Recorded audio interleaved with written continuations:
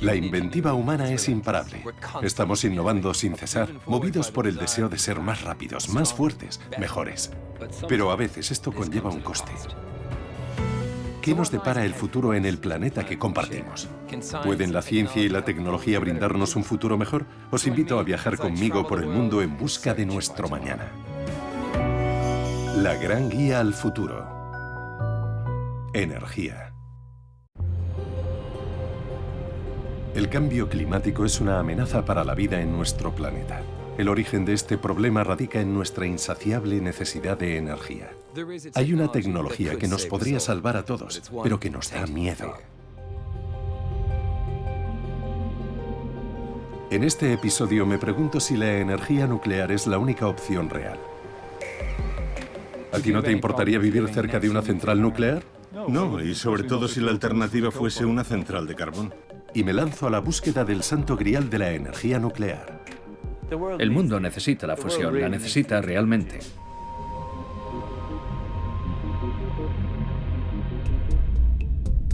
Durante los años 70, el mundo se enfrentó a una crisis energética. El gobierno irlandés reaccionó contemplando la posibilidad de construir una central nuclear en el sudeste del país. Pero tras una exitosa campaña de oposición por parte de grupos de ecologistas, la idea fue descartada. Era todavía una tecnología relativamente nueva y el miedo ganó la partida. Y esto fue lo que construyeron en su lugar, la central eléctrica de Money Point, en el estuario del Shannon, condado de Clare. Produce una cuarta parte de toda la energía que necesita este país, pero obtiene esta energía quemando carbón, a razón de 2,5 millones de toneladas al año nada menos, lo que genera cerca del 10% del total de las emisiones de carbono de Irlanda.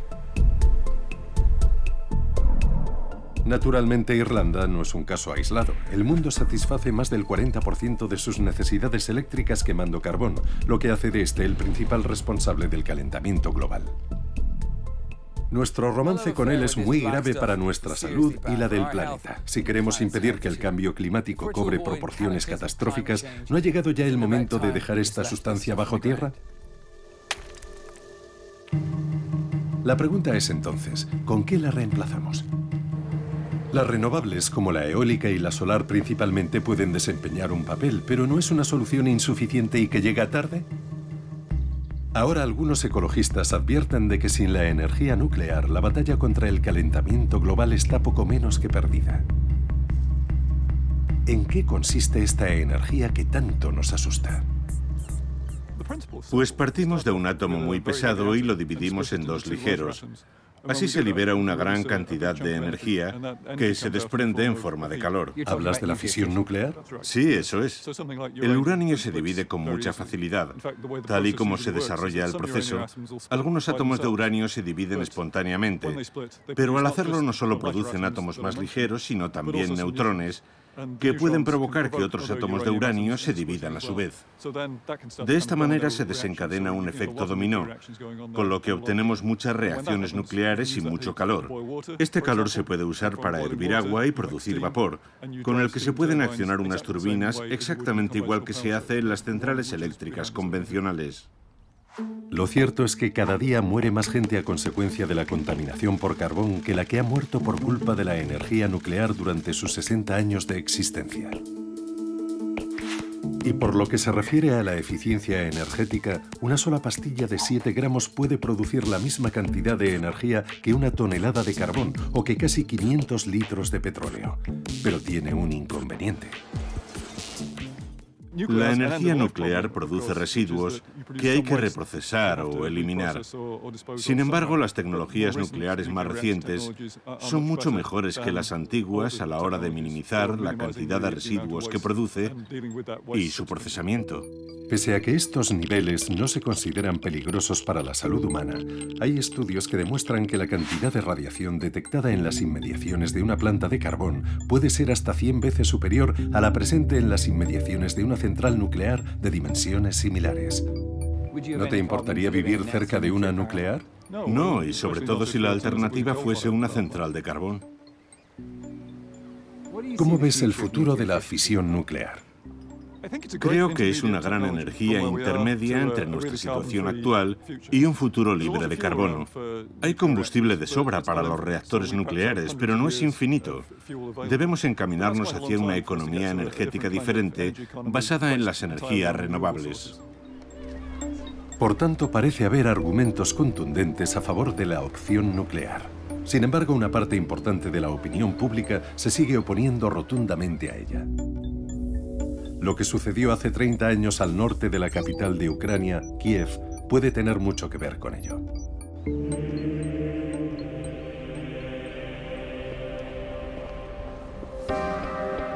Con sus 1000 años de antigüedad, Lavra en Kiev es uno de los lugares más sagrados de la Iglesia Ortodoxa Oriental. Cientos de miles de peregrinos y turistas visitan el monasterio todos los años, pero mi destino final se encuentra a 2 horas de aquí, en un lugar que proyecta una alargada sombra sobre la historia reciente del país. Cada vez que se promueve la energía nuclear como garante del futuro de la humanidad, sus más férreos detractores suelen invocar una única palabra: Chernóbil.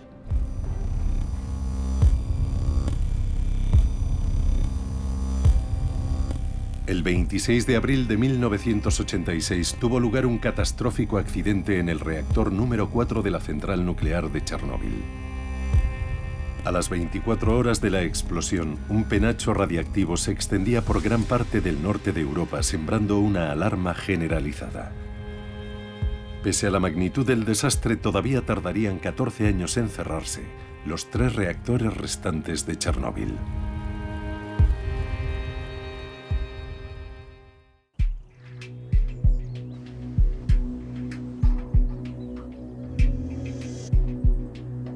Desde entonces, la central eléctrica se ha sometido a un proceso de desmantelamiento que tardará aún otros 50 años en completarse.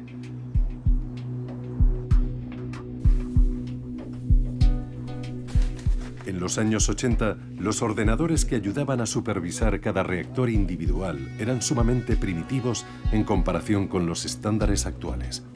Esas 2 puertas metálicas que ves allí llevan a la sala de computación. Los ordenadores eran muy potentes para la época, en torno a 8 kilobytes de memoria operativa. ¿8 kilobytes? Sí, ¿te imaginas?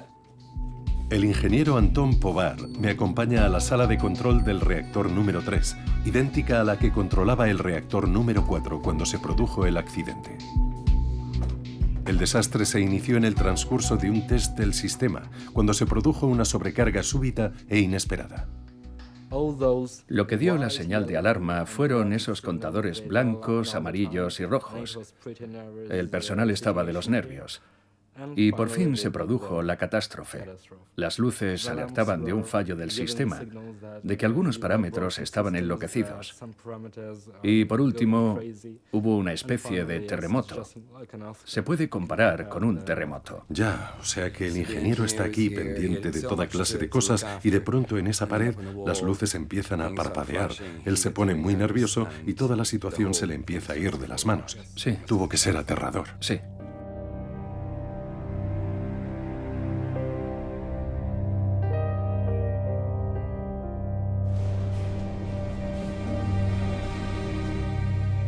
Según las cifras de la ONU, murieron 64 personas como consecuencia directa del accidente. La mayoría de estas víctimas mortales eran empleados de la central y los bomberos que acudieron para atajar el incendio. Ahí lo tenemos, el reactor número 4, donde se produjo el desastre.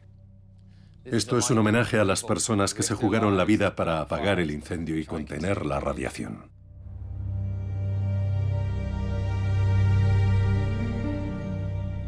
La energía nuclear bien podría ser nuestra única esperanza para evitar un cambio climático de proporciones desastrosas, pero mucha gente le sigue teniendo miedo a su historia.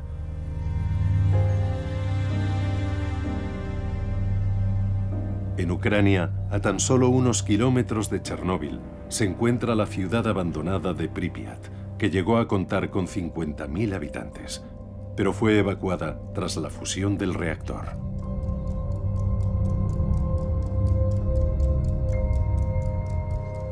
Nada me podría haber preparado para el paisaje posapocalíptico con el que me encontré aquí. Es un lugar congelado en el tiempo, Un recordatorio de una era diferente, en la que la Unión Soviética comunista era una potencia mundial.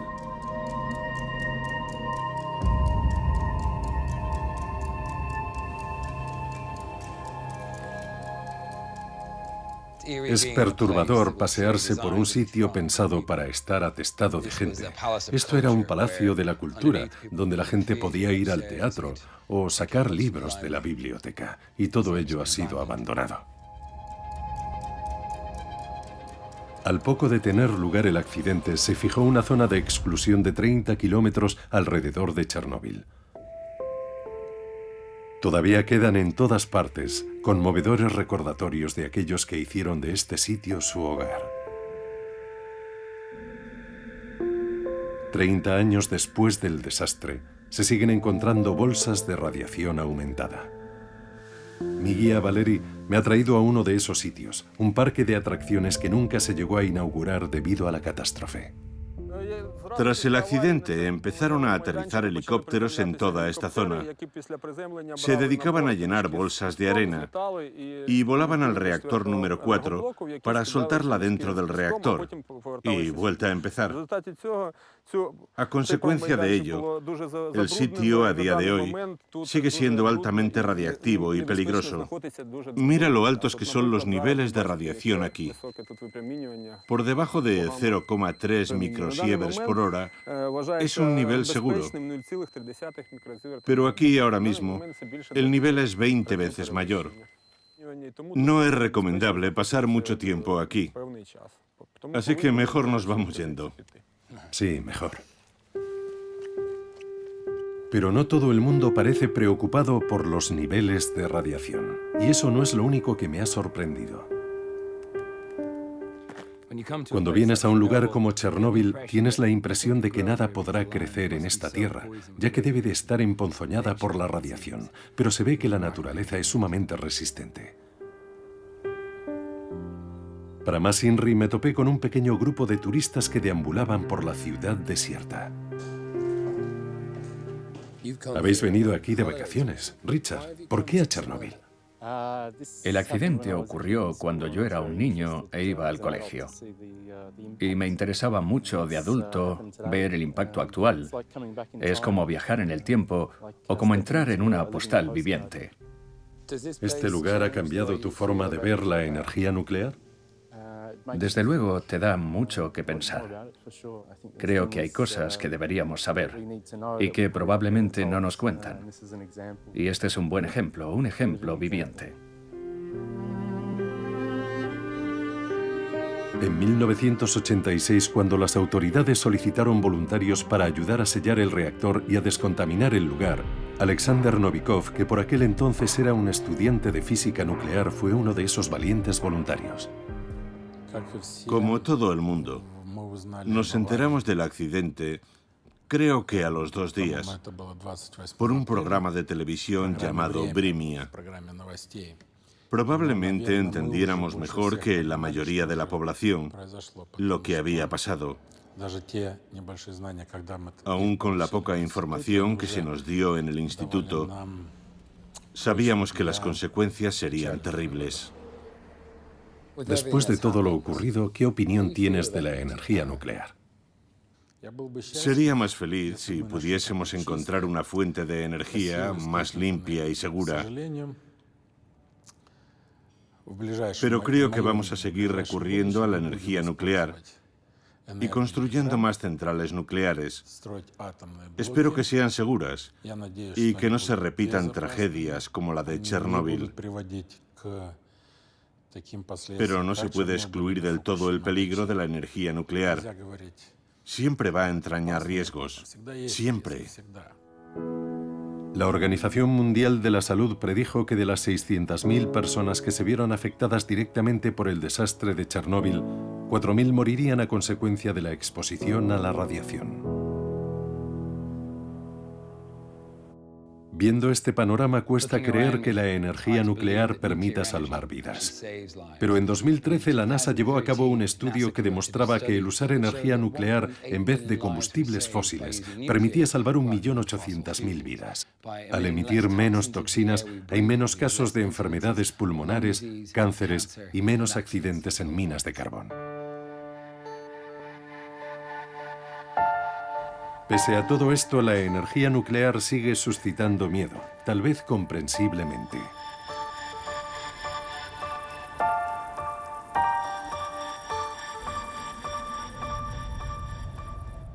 Pero la historia de la energía nuclear no empieza y acaba con la fisión. En vez de dividir los átomos para generar energía, también se pueden fusionar. Esta reacción de fusión se produce en el corazón de cada estrella del universo, creando una cantidad casi ilimitada de energía limpia.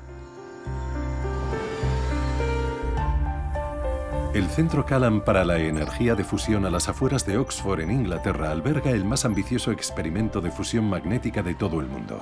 Científicos de toda Europa y más allá llevan más de 30 años aunando aquí sus esfuerzos en un determinado intento de dar con el santo grial de la energía.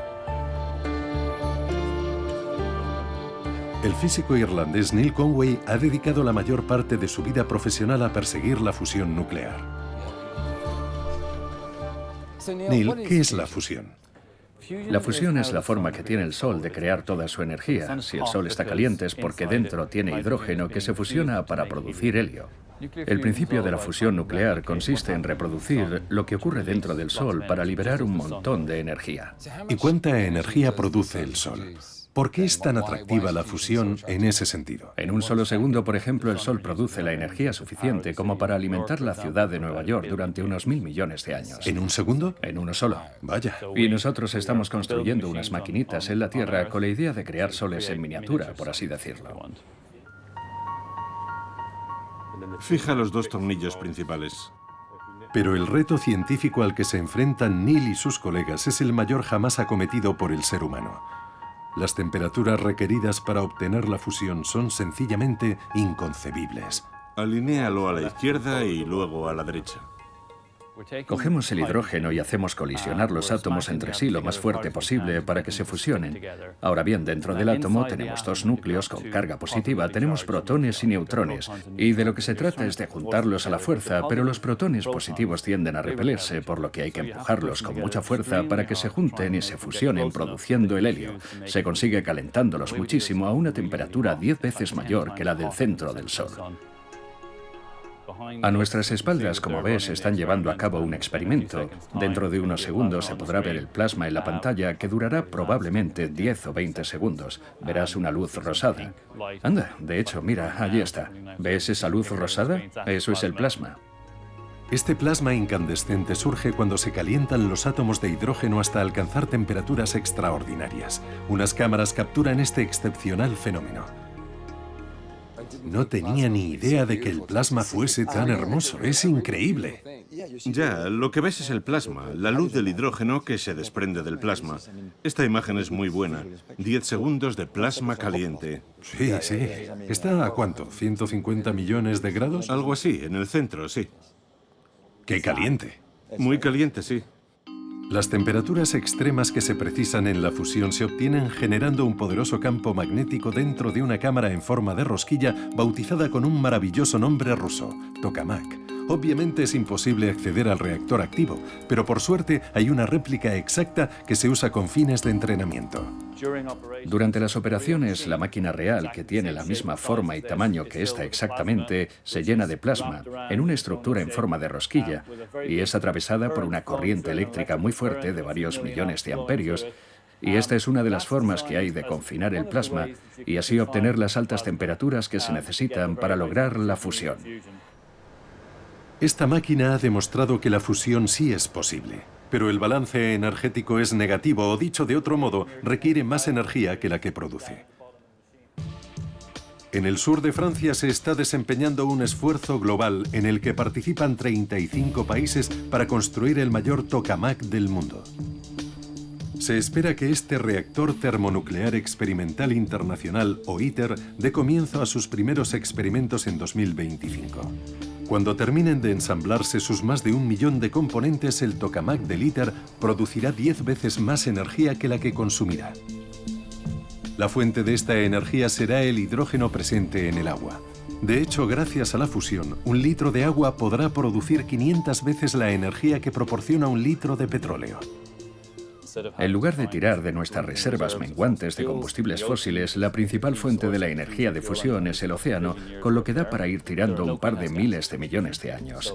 No genera gases de efecto invernadero y la propia reacción de fusión no produce residuos radiactivos en términos de cambio climático. ¿Qué probabilidad hay de que se produzca un nuevo Chernóbil con un reactor de fusión? Es completamente imposible con la fusión porque ya es bastante difícil que se produzca la propia reacción. A poco que algo salga mal, la reacción se ataja inmediatamente. En ningún caso se puede liberar una cantidad dañina de energía y de radiación porque la cantidad de combustible presente en la máquina en un momento dado siempre es minúscula. En el caso de los reactores de fisión, la máquina tiene el combustible suficiente para algo así como 1 año. Si algo sale mal, se puede liberar mucha radiación y mucha energía. Es lo que se conoce como fusión del reactor. En cambio, en la fusión, la cantidad de combustible que hay en la máquina da tan solo para unos segundos, por lo que si algo sale mal, la reacción se interrumpe sin más. La energía de fusión nuclear parece casi demasiado bonita para ser verdad, pero ¿cómo de cerca estamos de liberar su vasto potencial? ¿Cuándo crees que se empezará a usar la fusión para abastecer de electricidad a los hogares? Esa es la pregunta del millón. La fusión no se hará realidad de aquí a 10 o 20 años, pero desde luego yo espero vivir para ver cómo se incorpora a la red eléctrica. Fundamentalmente, el mundo necesita la energía de fusión. Es nuestra mejor apuesta para satisfacer las demandas energéticas de un mundo en crecimiento.